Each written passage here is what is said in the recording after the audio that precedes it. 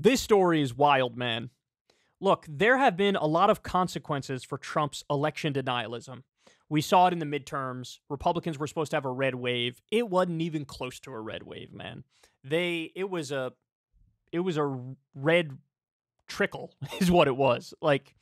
And a lot of that is because, the Supreme Court overturned abortion rights and that was pinned on Republicans, correctly so.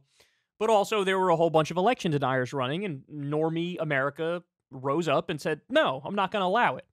But look at other real-world consequences to Trump's election denialism. The Arizona GOP is nearly broke after trying to overturn Trump's defeat. Listen to this. The Arizona Republican Party, 4 years ago, boasted nearly $770,000, but now only holds about $50,000, in large part due to legal expenses incurred attempting to overturn Trump's 2020 defeat, according to a local report. From $770,000, now they only have $50,000. Guys, I got news for you. You can't run a state party with that much money. It's just not possible. Political writer John Gabriel wrote in an opinion piece for Arizona Central that although the Arizona GOP hanging on to one-vote majorities in the state and in the state House and Senate, they will inevitably have trouble in 2024 if they don't get their finances in order. The Arizona GOP had less than $50,000 in cash reserves as of March 31st.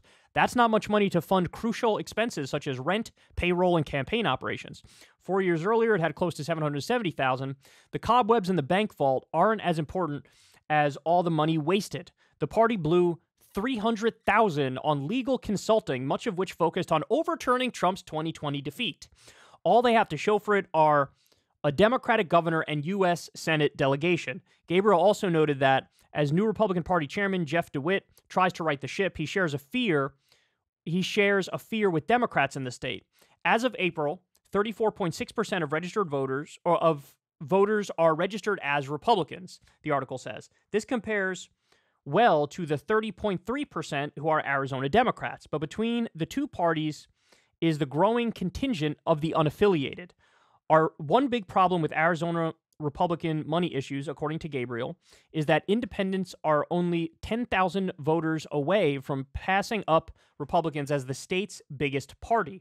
This is what happens when you lose interest in winning elections, Gabriel wrote in a Twitter post on Saturday. So, look, and those independents are definitely going to cut in the Democratic direction. Why? Because the Arizona electorate was not buying what Trump was selling, and I got news for you, wasn't buying what Kari Lake was selling either, because she went right to the Trump playbook after she lost, and she acted like, well, actually, I didn't really lose, and I'm going to do all these lawsuits, and I'm going to try to get the election overturned, and she got blocked in every way, shape, and form. Why? Because there's no merit to anything that she's saying. I mean, they were going after Republican election officials and saying, like, you guys stole it for the Democrat.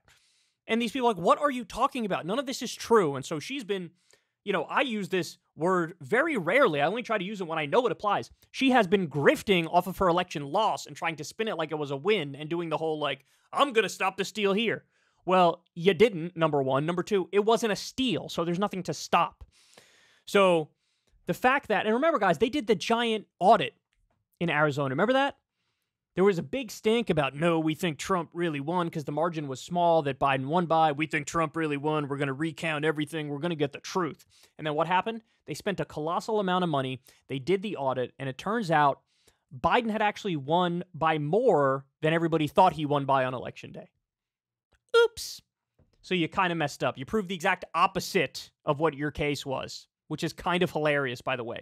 So the Arizona GOP, man, they are hurting. $50,000 is nothing for what's supposed to be a big operation, and that might impact the next election. I also wanted to show you guys this. Kari Lake falling out of favor with Trump because she's causing him problems with Melania. What?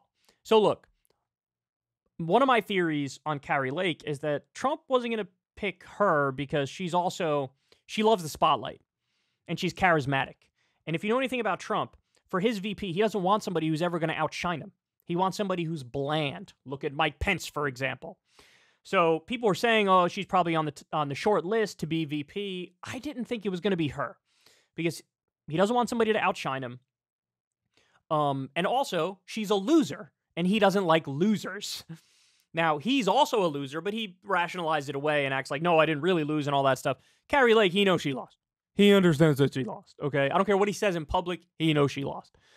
But now this is interesting because apparently, and look, I understand Melania having issues with this because Kari Lake, I mean, let's all keep it real.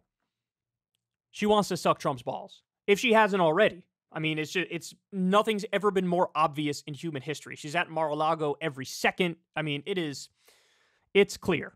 Following up on reporting that failed Republican gubernatorial candidate Kari Lake's prospects of becoming Donald Trump's 2024 running mate are collapsing, the Daily Beast's Zachary Patrizio is reporting that Lake is also causing the former president grief with his wife, Melania. Speaking with the host of the Daily Beast, The New Abnormal, Patrizio pointed to an article in People magazine that made the claim that Lake has been at Mar-a-Lago with Trump more than his wife, and that is putting him in an awkward position with Melania. According to Patrizio, the People magazine headline, Kari Lake appears at Mar-a-Lago more than Melania Trump and practically lives in a suite, ticks off Trump.